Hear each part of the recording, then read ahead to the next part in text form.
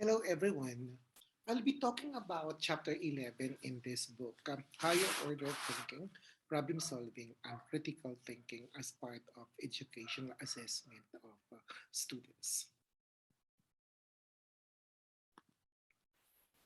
The key concepts of this chapter. So we have 11.1 to assess higher order thinking. Use tasks that require students to use knowledge or skill in novel situations. Context-dependent item sets are useful for this purpose. 11.2, concept is a class or category of similar things. Four strategies for assessing understanding of concrete concepts and four strategies for assessing understanding of defined concepts are presented. A principle is a rule that relates two or more concepts. Four strategies for assessing comprehension and use of rule governed thinking are presented. Reading skills involve thinking too. Three strategies for assessing reading skills are presented. 11.3, problem solving refers to the kind of thinking required when reaching a goal is not automatic and students must use one or more higher order thinking processes to do it.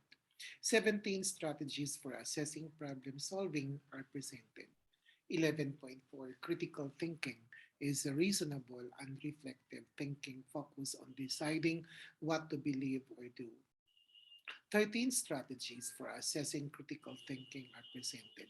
Use checklists or rating scales to assess dispositions towards critical thinking. Context-dependent item sets are useful for assessing reference materials, how well students use or understand section of index, table of contents, atlas, etc. Graphs and tables, how well students read and interpret correctly, draw inferences, maps, students' skill at orienting and determining direction, interpreting landscapes and features. Advantages of context-dependent item sets. Provide an opportunity to assess students on materials that are relatively close to the real-world context. Provide the same context for all students. Lessen the burden of memorizing and may moderate the effects of prior experience.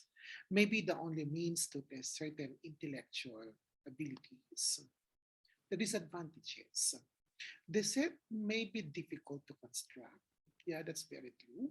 You need time, effort, and many more in terms of higher order thinking skills, no, in doing or in making or in constructing context dependent items. You must carefully create the introductory material. A student's performance on one context dependent item set may not generalize. The set often requires students to use additional abilities that may go beyond the major focus of the assessment task. You may need special facilities and equipment to produce them. Definition of a concept. A concept is a class or category of similar things.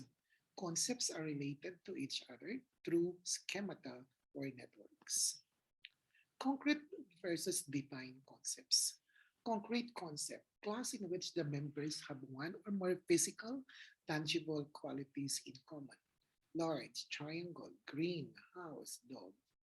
Defined concept, class for which members can be defined by attributes that are not tangible. Diagonal, beside, friendliness, modern. Strategies for assessment concrete concept learning. Naming the concept from examples, not effective way to see what students know.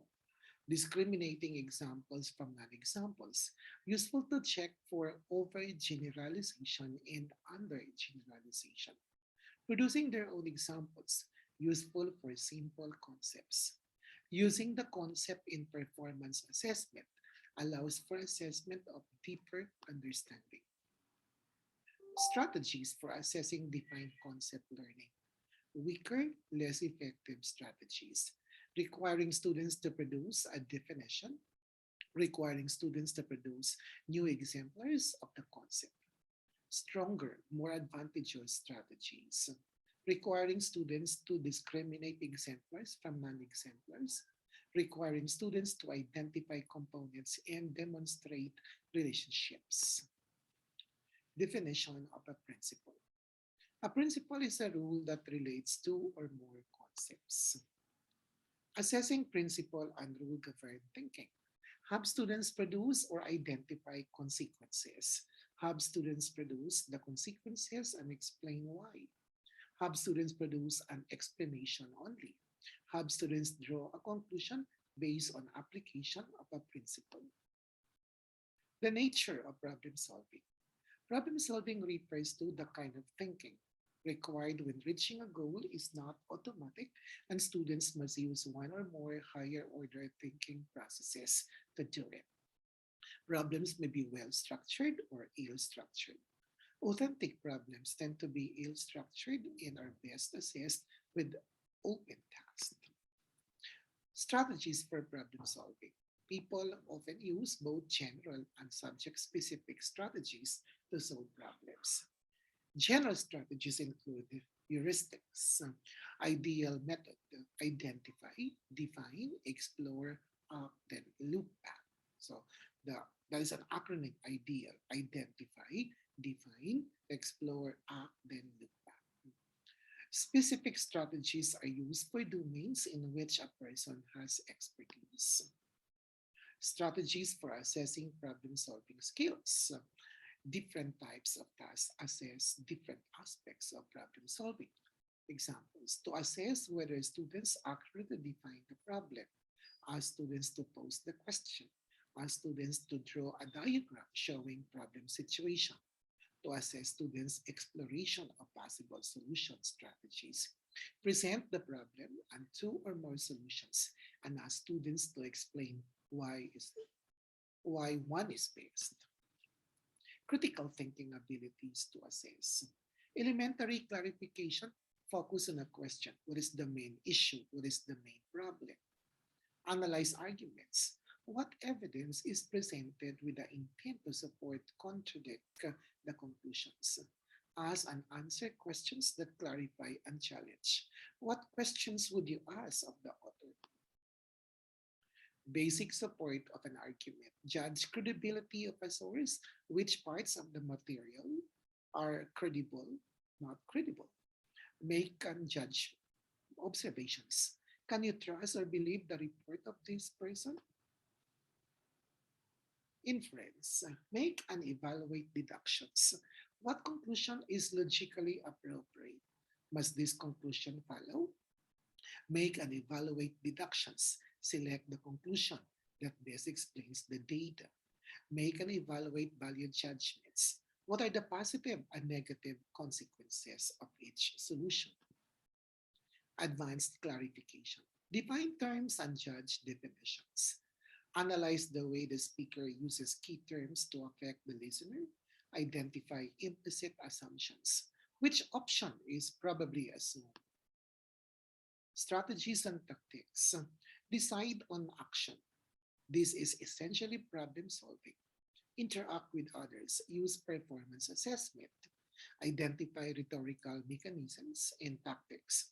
What deceptive or misleading statements or strategies are used? Strategies for assessing dispositions towards critical thinking. Use a checklist to record the disposition students show. Use a rating scale to judge the quality of students' disposition. Strategies for assessing reading skills. Have students read material in a subject area and then answer questions, traditional procedure. Have students read and answer questions about authentic material, comparing several sources, combined with writing or other tasks. Have students complete an exercise such as maze item type, multiple choice questions embedded in text. All of those things that I mentioned in this video are copyrighted by Person Product Education. And this is actually only for educational purposes. So thank you very much.